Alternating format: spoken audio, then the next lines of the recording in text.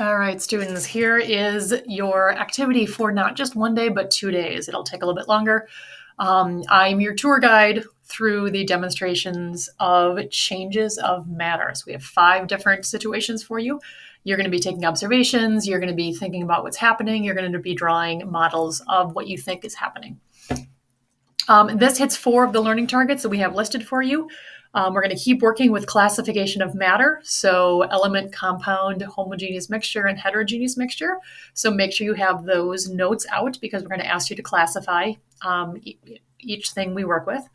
Also, one of the things you're going to be keeping in mind is you need to decide if it's a chemical change or a physical change that you're seeing, and also be able to give experimental evidence for this.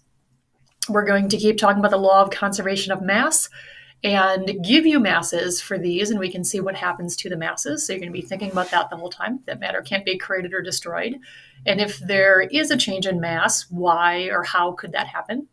And then finally, working on your model of matter diagrams or your MOM diagrams for different types of matter. So here we go. So you will need your demo packet and your class note packet. So please have those out.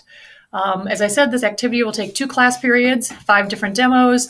You're welcome to watch and discuss these with your peers, but all the work that you submit should be your own. There's times where we're going to ask you to write down what you think about things and what you think is your own unique ideas.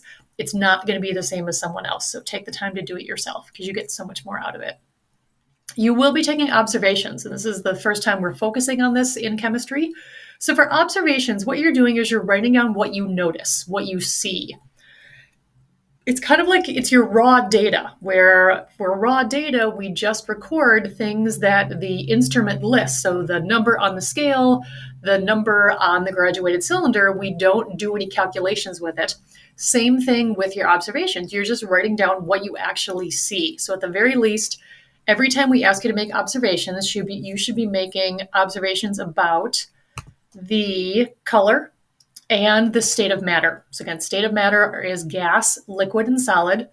If you are working with a solid, then you can go on and talk about the shape or describe the shape of that solid. If you're working with liquids, I should say if you are looking at a liquid, you can describe it as clear, so I can see right through it. It could have a color to it. I can have a clear blue solution or clear blue liquid. Let me change that. It can be cloudy. It can be opaque, meaning I can't see through it at all. So something like orange juice. It's orange and it is opaque. I can't see through it at all. So here we go. The first demo is with iodine. So we've taken pictures for you. So go ahead and answer questions 1, 2, and 3 with this. And you're going to want to pause the video because I'm just going to keep going. So with these, number 1, you're making observations. So again, think about what I just said. You want a color and you want a state of matter. The starting mass is on the balance. And then is iodine an element, a compound, a homogeneous mixture, or a heterogeneous mixture?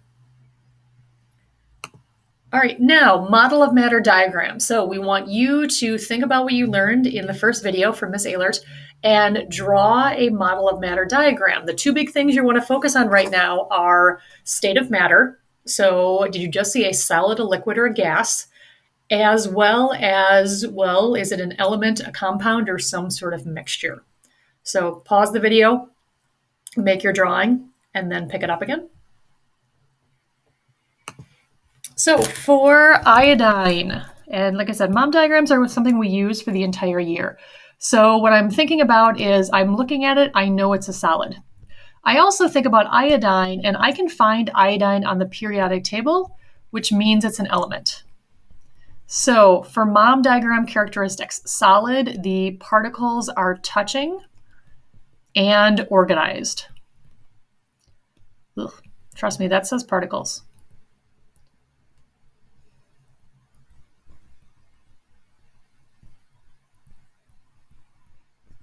And for an element, I'm just using 1 symbol. So in this case, I'm going to use a square. So I just want you to get used to writing a key for things. So iodine is going to be a square. So to show that I have solid iodine, I am just going to use this fancy little trick and have a whole bunch of squares. So that is what your model of matter should look like. If you happen to choose a circle, that's fine too. There's nothing wrong with that. You just want to have a bunch of circles like that. If you happen to choose a triangle, so these are the main shapes that we tend to use. Your triangles might look like this, but you notice everything is touching, everything is organized. Also, it's a shape. It's not colored in. I can clearly see each particle and how it is connected or not connected to the particle next to it.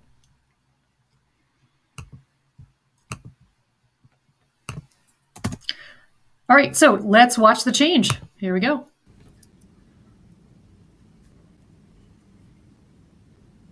This is the change. I'm just holding the iodine in my hands. I'm going to hold it for a little while. And so you want to think about, okay, what might be happening? What are the possibilities? What would my hands be doing to the iodine? All right, and then we're going to go on to the next one. So after the change, so here's what the iodine looks like now. So you can take your observations for after the change under number 5 and also answer number 6. For the iodine, make sure you're looking up here. So you'll notice something has changed toward the top, like right in here. Hopefully you're seeing a color change in there where last time we looked at it, it was colorless. There was no color there at all. All right, so then you want to think about what happened. So for this, we're going to do an after mom diagram, but I want you to think about, before you can draw the mom diagram, you have to think about what happened. We have some new stuff in here, this pink gas that you see here, and I know I'm telling you this because sometimes it's hard to see, but we know the mass did not change, and we had before, let's see if I can get to before. There it is. We have these solid particles down here. You notice it's colorless up here. There's really no gas there at all. And then these colors, I mean, you might have said they're black. They're maybe a little bit dark purple. Sometimes people see a little bit of color in there. So I want you to think about where this new stuff came from. What is it? And how you would draw a mom diagram for it. So go ahead and draw that mom diagram and then pick up the video again. Again, I want your best effort. We're not grading you on are you right or wrong. You're working on your creativity and thinking about, okay, what could possibly happen? Like, could the iodine have turned into gold? Well, you can probably rule that one out. So you want to think about there are only certain things that could have happened inside that container. So go ahead and do that. And then when you're ready, start the video up again and I will show you what really happened. All right, so what we actually saw in there, so we went from a solid, oops, I actually want to write on this. So we had solid that was a dark purple, and then we ended up with this pink gas. So I'm actually going to call this a really, really dark purple. If I can spell purple, and ended up with a pink gas. So what actually happened was we went from an iodine solid to an iodine gas. All I did was add heat to it using my hands. There was no chemical reaction going on because that was a sealed container. It would have been sealed forever.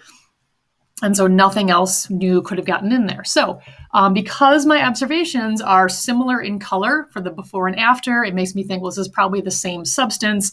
I have not, created anything new.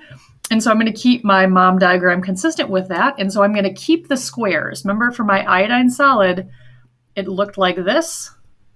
Well, it's still an iodine, so I have a square, but now I have a gas, which means that I want to have my squares separate and not touching.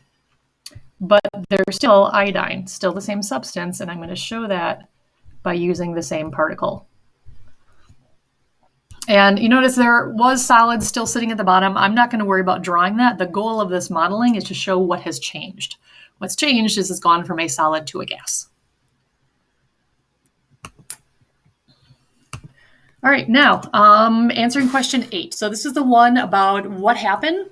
Did we cause a chemical or a physical change? And then what do you know? So this one I'm going to model, and then the other 4, we're going to want you to figure it out yourself.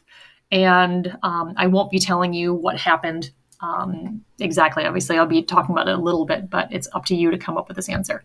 So for the first one, we went from a solid iodine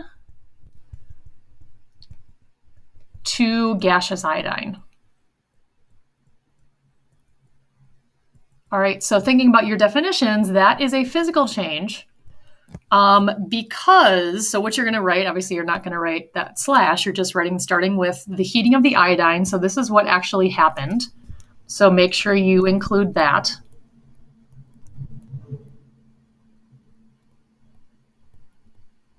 All right, heating of the iodine was a physical change because nothing new was created.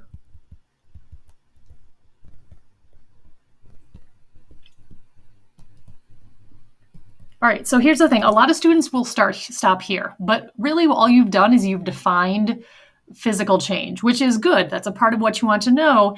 But now I want you to give some evidence. So what evidence do we have that nothing new was created?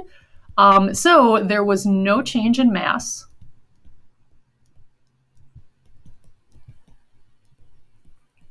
And the gas particles and the solid particles had a similar color.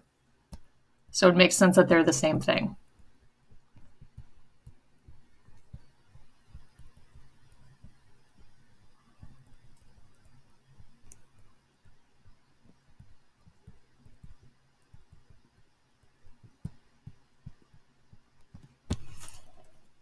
All right, so looking at this, I had the same stuff before and after. Nothing was added into the bottle. Nothing was removed away from the bottle. I just used the heat from my hands to turn a solid into a gas. And that is your first demo.